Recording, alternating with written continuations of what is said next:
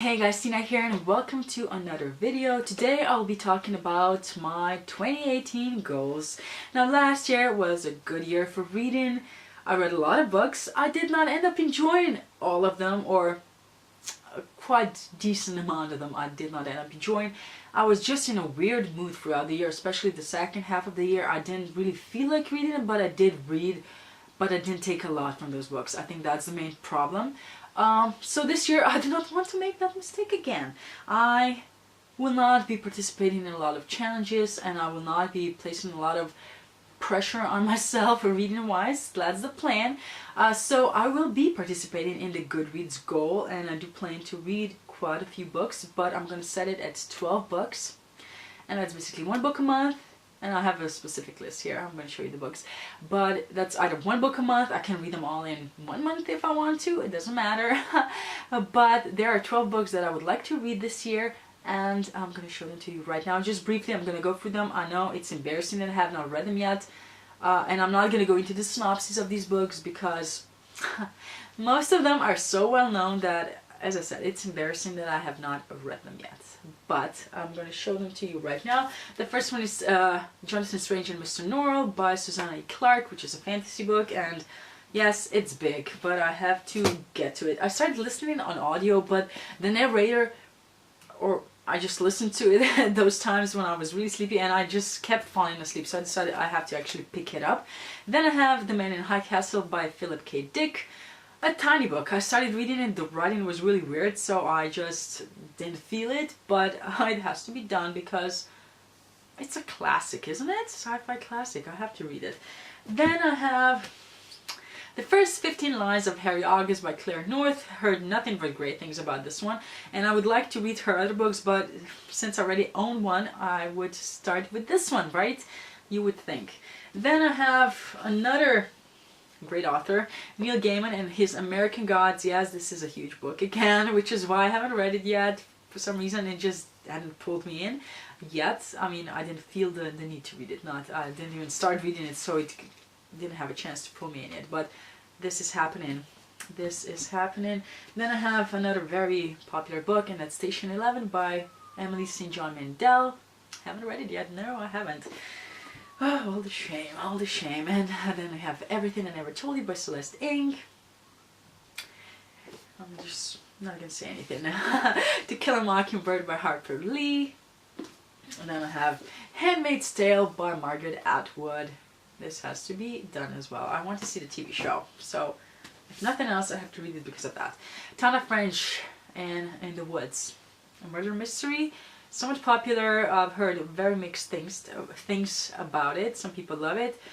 I know that Julie from A Girl in a Book is disappointed by this series.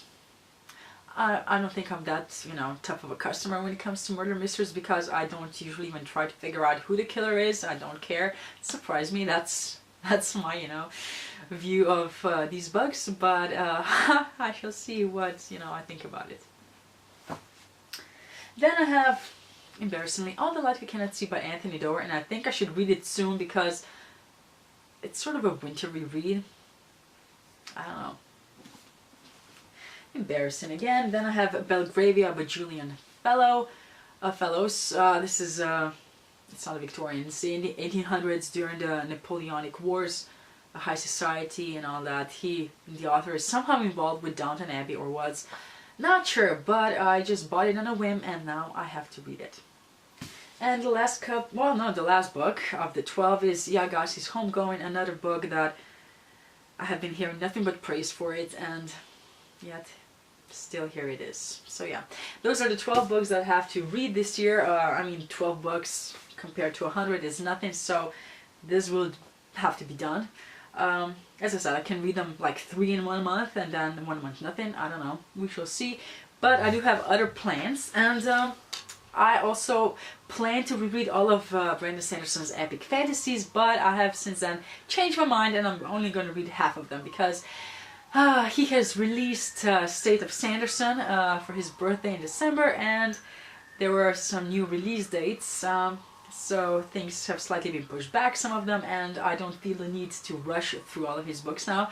So this year I will read his Elantris, then I will read Mistborn Era 1 books, so that's Final Empire, The Well of Ascension, and Hero of Ages.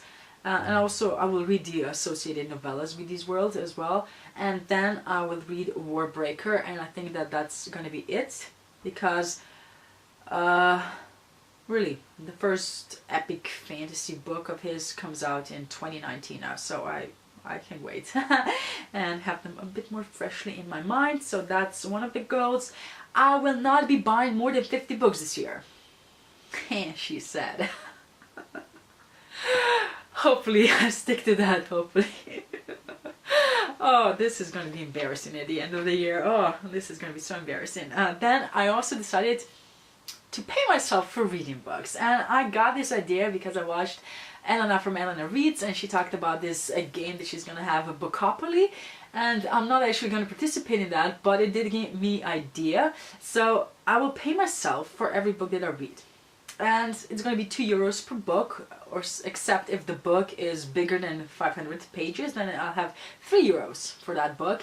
And this does not go for new books that I buy next so this year, just the books that I already own.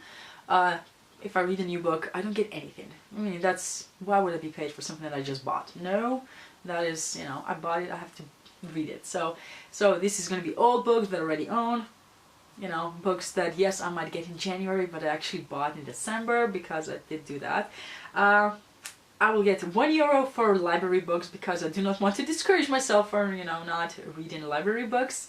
And also there's going to be an extra euro if I finish a trilogy or a series. So if I read a trilogy, and if it's a fantasy trilogy, it's going to be like 3 books over 500 pages, so that's 3 plus 3 plus 3, oh, talking, and then plus 1, so that €10 for a trilogy or something like that.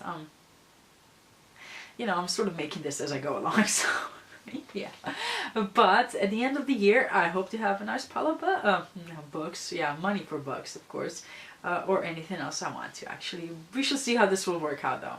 But yes, it's sort of like a fun goal, not, you know, anything special. And then regarding videos, I decided that I will sort of do these occasional wrap-ups, not necessarily weekly or bi-weekly, but maybe sometimes. But I will read basically 3 books and then wrap them up, because I think that gives me enough time to actually talk about the book. And sometimes if I have a review book, I do not necessarily want to review it in a separate video, but this way I can actually focus a lot of attention on it, and I think it's still gonna, you know, the videos are not gonna be too long anyways. So yes, I think those are all my goals. I'm sure that I missed something, because of course I don't usually write these things down. I just jotted it down right before I started filming, just, you know, so I would not forget what I had in mind. But I'm sure there's going to be a few changes here and there. But yeah, that's it. Let me know down in the comments whether or not you actually make goals reading wise. And thank you for watching this video, and see you in my next one. Bye.